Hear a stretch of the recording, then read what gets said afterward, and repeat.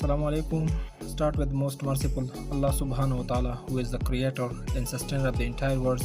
My dear viewers, पहले हमने coulomb law की जो इंट्रोडक्शन है, स्टेटमेंट है और उसकी जो प्रूफ है, और फिर दूसरे लेक्चर में हमने पढ़ा था कि के की जो वैल्यू है उसको हमने डिस्कस किया था।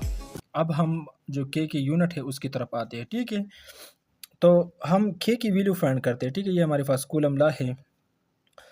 तो आप इस तरह करें, ये इधर पे डिवीज़न पे है, तो इस साइड पे ये अगर हम इसको ट्रांसफ़र कर दें तो ये हमारे पास आएगा, सॉरी,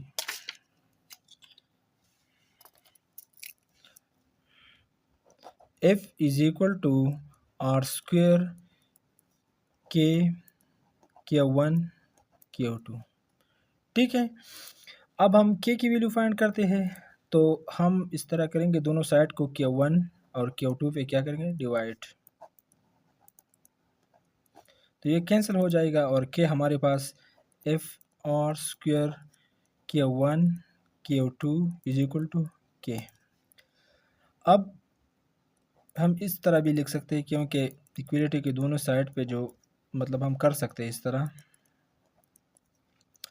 फिर हमारे पास फोर्स की यूनिट है न्यूटन और जी हमारे पास क्या है, आर है, और आर डिस्टेंस की यूनिट हमारे पास क्या है, मीटर। इधर पे स्क्वायर है तो हम स्क्वायर लगाएंगे। ठीक है, कूलम चार्ज, ये भी चार्ज है, ये भी चार्ज है, तो दोनों का यूनिट हमारे पास क्या है, कूलम।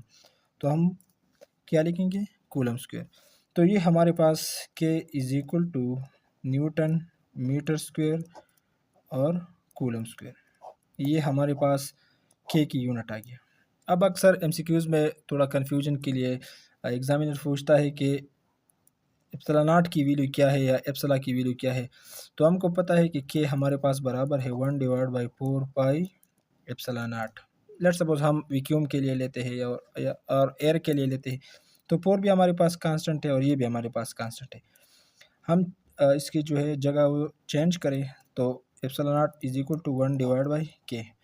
अब ये वैल्यू, सॉरी, के, अब ये वैल्यू अगर इधर पे हम पुट कर लें तो एप्सिलॉन नॉट हमारे पास बराबर आएगा 1/के की newton metre square coulomb square. अब मैथ्स की जो रूल है इसको हम ऊपर ले जाएंगे बिल्कुल शॉर्टकट अप्लाई करके, तो हमारे पास एप्सिलॉन नॉट की वैल्यू आएंगी coulomb square divide by newton metre square. ये हमारे पास के की यूनिट है और इस तरह ये हमारे पास एप्सिलॉन नॉट की यूनिट है। चलो मैं अब इसके ये जो हमारे पास के है मैं इधर ही सॉल्व करूँगा। डायमेंशन की तरफ आते हैं। ठीक है, अब हम के की डायमेंशन फाइंड करते हैं। डायमेंशन आप लोगों ने फर्स्ट ईयर में पढ़ा है।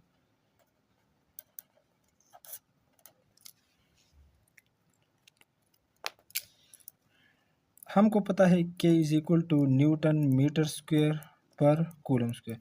हमको पता है कि न्यूटन बराबर है किलोग्राम मीटर पर सेकंड स्क्वायर।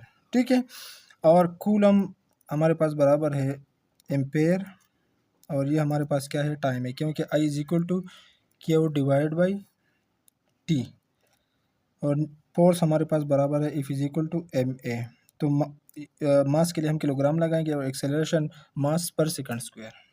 ठीक, अब ये वैल्यू जिस इसमें पुट कर देखिए तो क्या हमारे पास आएगा किलोग्राम मीटर पर सेकंड स्क्वायर, और ये भी हमारे पास क्या है, मीटर है, तो मीटर स्क्वायर इधर आ गया।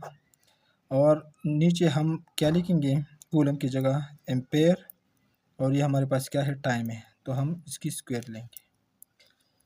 सही, अब के अपने जगह पे किलोग्राम हो गया, और ऊपर मीटर, ये मीटर क्यूब हो गया, और नीचे सेकंड आ गया, तो ये सेकंड है। तो हम एम्पेयर, इस पे ऑलरेडी स्क्वायर है और इस पे भी स्क्वायर है, तो ये हम लगाएंगे इस पर, क्योंकि स्क्वायर इधर है और स्क्वायर इधर है, तो S4 आएंगे। अब हम डायमेंशन अगर लिख दे तो हमारे पास आएंगे किलोग्राम, इसकी हमारे पास आएगी क्या है, M है, तो इनका हम लेंथ लगाते हैं, और 3 A ऊपर जाएंगे तो हमारे पास आएगा A-2 और ST-4। ये हमारे पास क्या, इस A की ये इस के की हमारे पास क्या है, डायमेंशन है, कूलम कांस्टेंट जो है। अब अगर हम इसकी डायमेंशन लिखते हैं, बिल्कुल इसकी अपोजिट लिख दें, क्योंकि ये दोनों इनवर्स रिलेशन में है।